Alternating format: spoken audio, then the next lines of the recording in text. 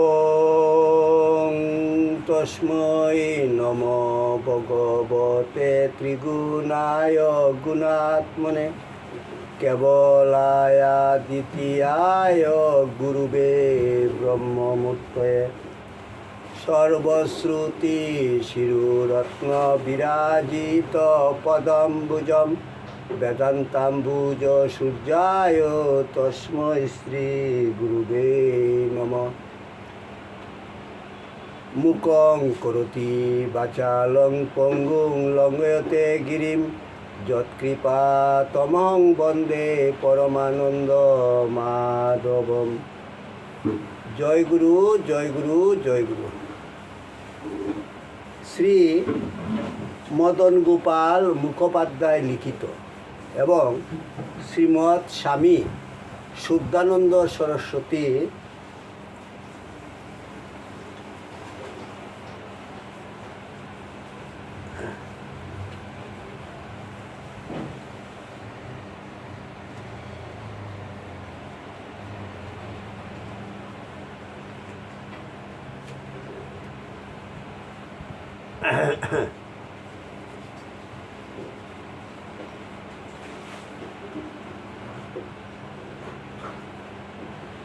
শ্রীমৎ স্বামী সিদ্ধানন্দ সরস্বতী কর্তৃক প্রকাশিত ব্রহ্মানন্দ গিরি পুস্তক থেকে পাঠ। ঠাকুর, তোমার শ্রী পুস্তক পাঠ তোমার শ্রীচরণেই সমর্পণ করিলাম।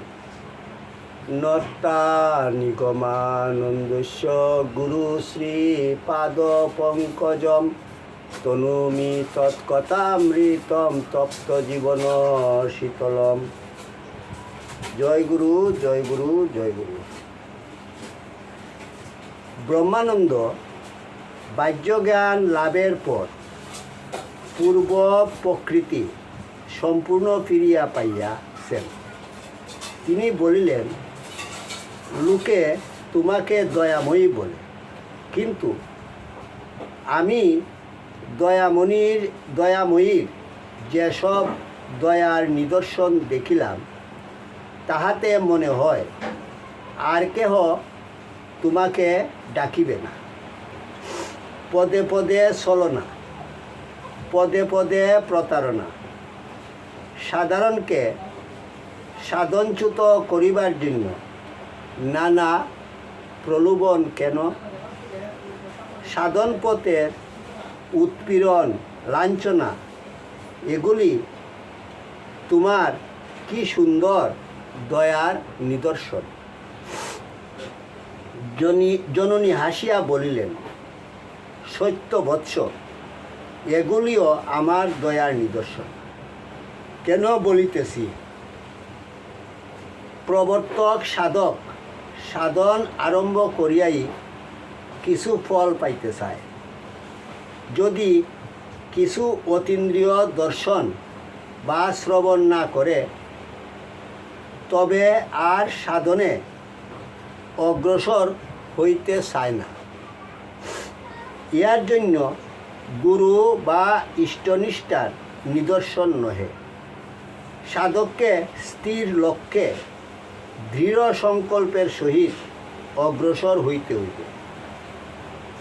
নিষ্ঠার সহিত সাধন আরম্ভ করিলে অতি সত্বরই সাধক একটু জ্যোতি দেখিতে পায় বা কোনো ধ্বনি শুনিতে পায়। এ আমারই খেলা। সাধকের সাধন স্পৃহা বাড়াইবার জন্য আমি ওইভাবে তাহাকে উৎসাহ দিয়া থাকি। সাধন পথে যে সমস্ত বিঘ্নের কথা বলিয়াছ, উহাও সার্থকতা আছে। উহাও আমার আনন্দলীলা। সামান্য একটু জ্যোতি দর্শনে বা শব্দ বিশেষ শ্রবণে সাধকের মনে অহংকার জন্মে। তাহার ফলেই সে আঘাত পায়।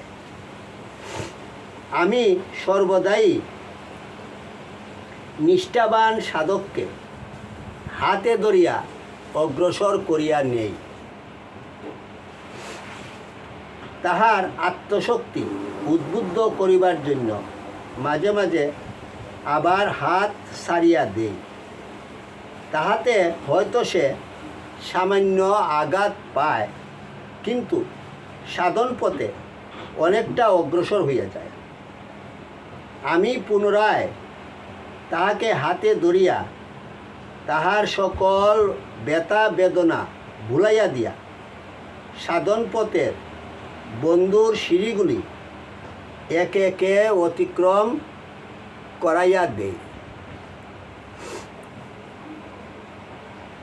এইরূপ উত্থান পতনই সজীবতার লক্ষণ।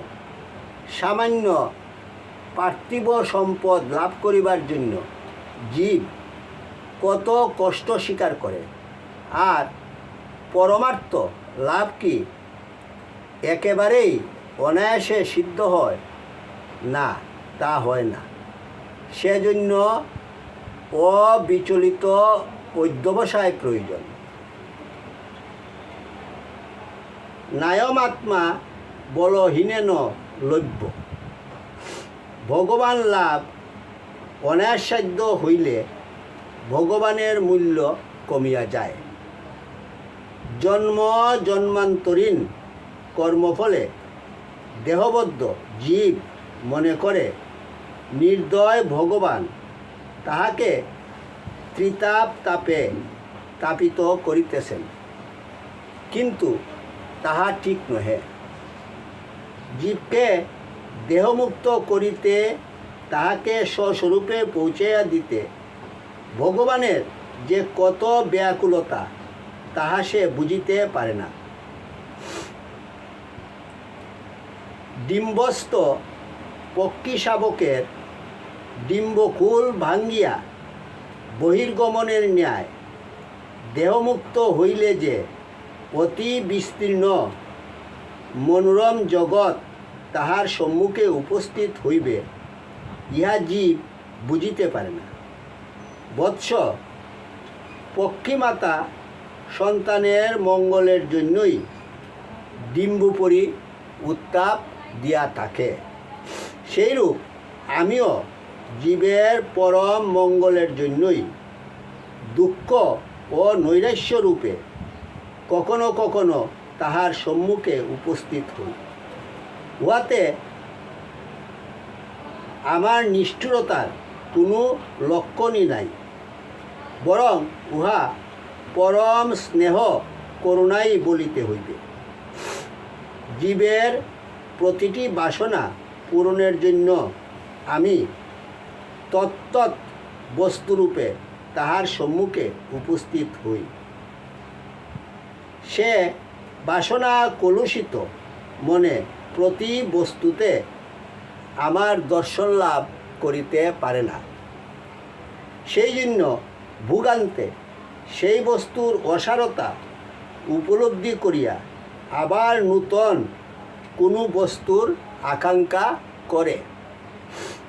এইরূপে সে জন্মান্তরের সৃষ্টি করে, আমার দিকে ফিরিয়াও চাহে না। তুমি ক্রমে এই সকল তত্ত্ব হৃদয়ঙ্গম করিতে সমর্থ হইবে। এখন কি বর প্রার্থনা করো বলো। আমার দর্শন কদাচ নিষ্ফল হয় না। জগন্মাতার উপরোক্ত উপদেশবাণী শ্রবণ করিয়াও ব্রহ্মানন্দ কিছুমাত্র আর্দ্র হইলেন না। তিনি রুক্ষস্বরে বলিলেন, এই বৃহৎ প্রস্তরখণ্ড লইয়া আমার অনুগমন কর। এই বলিয়াই তিনি গাত্রোত্থান করিলেন এবং চলিতে আরম্ভ করিলেন।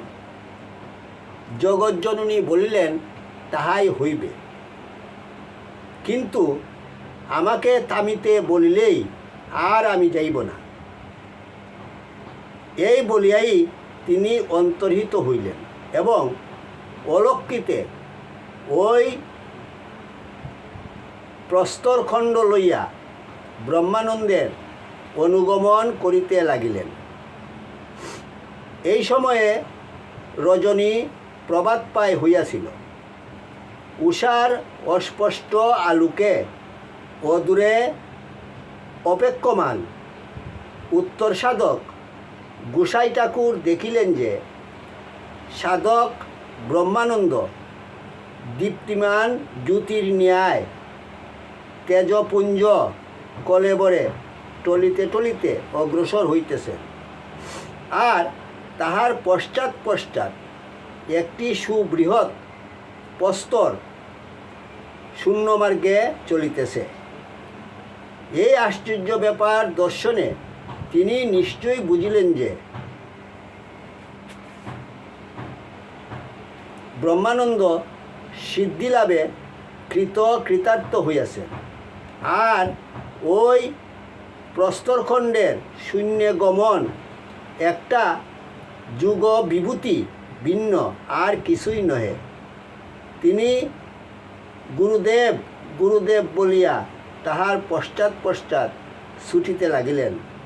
ব্রহ্মানন্দ তাহাকে অনুসরণ করিতে ইঙ্গিত করিয়া পুনরায় চলিতে লাগিলেন। পুস্তকটি ক্রমশ পাঠ করা হইবে। ওং যদস্করং পরিভ্রষ্টং মাত্রাহীনঞ্চ যদ্ভবেৎ তৎসর্বং ক্ষমতাং দেব প্রসিদ পরমেশ্বর। সর্বে ভবন্তু সুখিনঃ, সর্বে সন্তু নিরাময়া, সর্বে ভদ্রাণি পশ্যন্তু মা কশ্চিৎ দুঃখভাগ ভবেৎ। ওং শান্তি শান্তি শান্তি। হরি ওম তৎসৎ।